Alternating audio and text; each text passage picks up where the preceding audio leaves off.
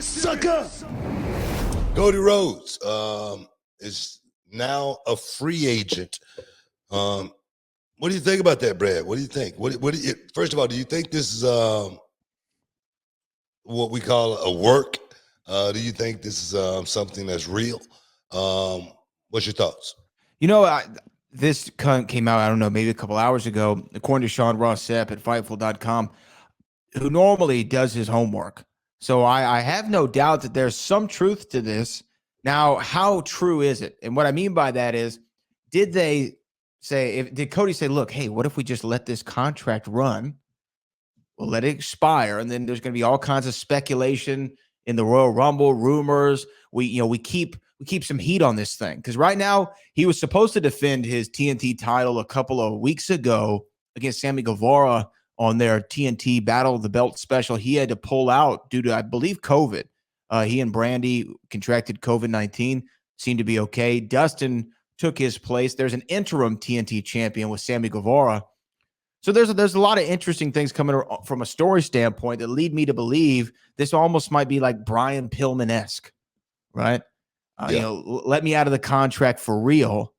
Maybe he goes to the Rumble, and then comes right back on AEW television the next night. I don't know what is going to happen, but I do believe there's some legitimacy to it. It could be as simple as the original contract has expired and the new one just hasn't been notarized yet. So for the couple hours that it is, he's a free agent. I'm not exactly sure. When you heard this, what did you first think?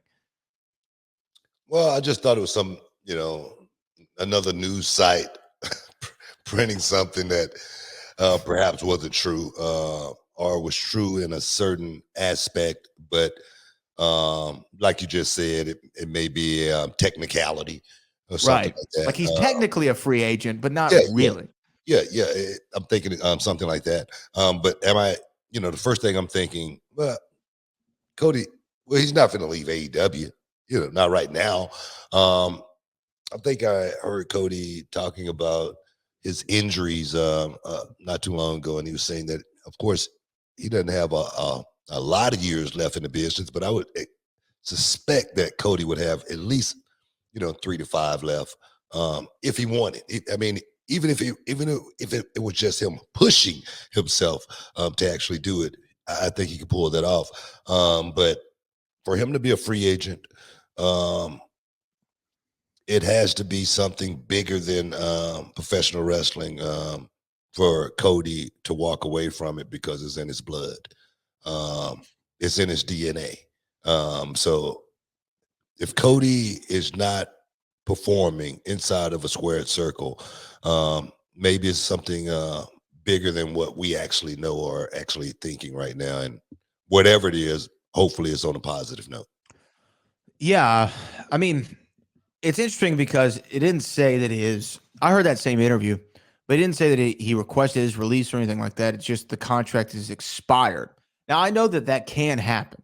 I remember famously WWE let The Rock's contract expire one time. And it just, hey, we forgot that this was the date that it came up. We didn't get the new one out to him in time, and the contract expired. And then they had to go back in the negotiations, do whatever. It could be something like that. Cody Rhodes is a founder of AEW. Yeah. Here's the thing. There's two things that made really AEW possible. It was Cody Rhodes leaving WWE and really starting a fire on the indies with that list that he came out with. He was the talk of pro wrestling. Cody Rhodes was the talk of pro wrestling. And when he linked with the Young Bucks, they did their run in Ring of Honor. They did some stuff with New Japan. That kickstarted the road to AEW. The other thing that led to it was Jericho and Omega in the Tokyo Dome. I think those are the two real big moments that led us to what we know as AEW. So I don't see him walking away from the company.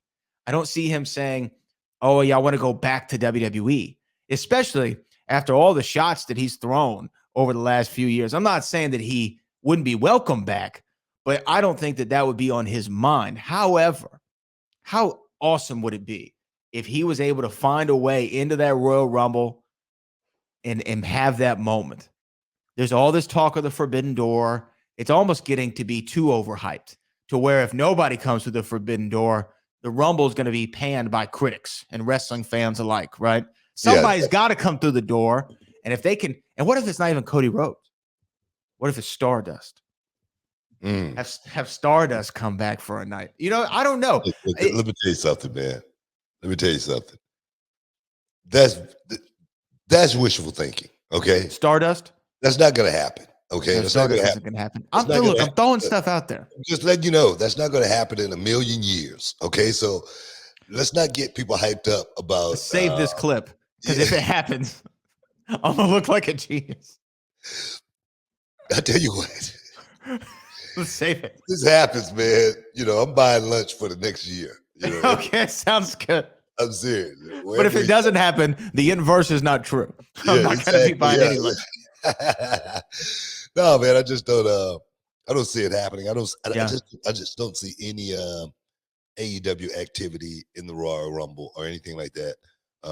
There again, I could be wrong, but I just don't think something like that's going to happen right now at this time. AEW is definitely on their own wing right now, and they're doing their own thing. And I just think something like that would just muddy the waters like crazy. The fans would lose their mind more than anything. Cody Rhodes stepping back inside of a WWE ring, as you said, as Stardust, which I don't know if you know what Cody really thinks about Stardust, but he wanted to get that gimmick off of him in the worst way, and he went as far as leaving the company to actually get it done. So I don't think you want to backtrack and try to recreate that thing, because you can back yourself in a corner. And then like you say, one night and then he's back with AEW. We see how these rabid fans are, AEW fans are, about saying anything good about WWE. They want to jump all over you. It's a crazy world right now. It's like the left and the right. It really is. WWE and AEW, literally like the left and the right. You piss one off. If you say one, you say something, you tick the other. It's crazy. So for right now, I'm going to sit on the sideline and see exactly what's going to happen in the Rumble. Me personally, like I say, the one person I do hope that Forbidden Door opens up for, and that's Moose. And my thing is, I don't want people to take this the wrong way. All right, what is Moose's real name? I don't know. What is it? I'll look it up. Let me look it up. Look up Moose's real name, because we got to get that damn name off of because what, Moose? Yeah, because I like Moose. All right. But Moose is not a champion's name. So so this is what it says on according to Wikipedia, and I might say the last name wrong, so forgive me, but his first name is Quinn, and it looks like Ojinaka. Quinn Ojinaka. That's a championship name. All right. Ojinaka, booyah. I don't know his background. I don't know where he's from. What does he say? I'm looking up right now. Let's see. He's from Seabrook, Maryland. But, that doesn't really tell us a whole lot. How the hell did he get a name like Ojinaka? I don't know. Let's see. He's of Nigerian descent. See, that's what I'm saying, man. Quinn Ojinaka. For me, just Quinn. The mighty Quinn. You feel me? Moose is one of those names I talk to about with my students all the time. It's something that you got to live with throughout your career. Every time you find a gimmick and whatnot, it's going to follow you throughout your career. And you want to make sure you build your career around some substance. It's got to have a foundation, and that foundation is going to be, who you are first and foremost. And I say that because, like I say, Cassius Clay sounded good for the heavyweight champion, but Muhammad Ali sounded so much better to me. You know what I mean? So I just think Quinn Ojinaka sounds so much more championship-like for me than Moose. I know I'm going to get a lot of heat for that. I know people are going to say, oh, well, he's Moose, and that's, what he's been going. I understand that. But I'm thinking about the champion in Quinn more than just, him being looked at as a Moose, a big guy. All right. So that's just my opinion. I could be wrong. I also said Elix Skipper should have been the skipper of Elix. And I still think he would have got over if he would have been the skipper of Elix, because the skipper of Elix was from everywhere.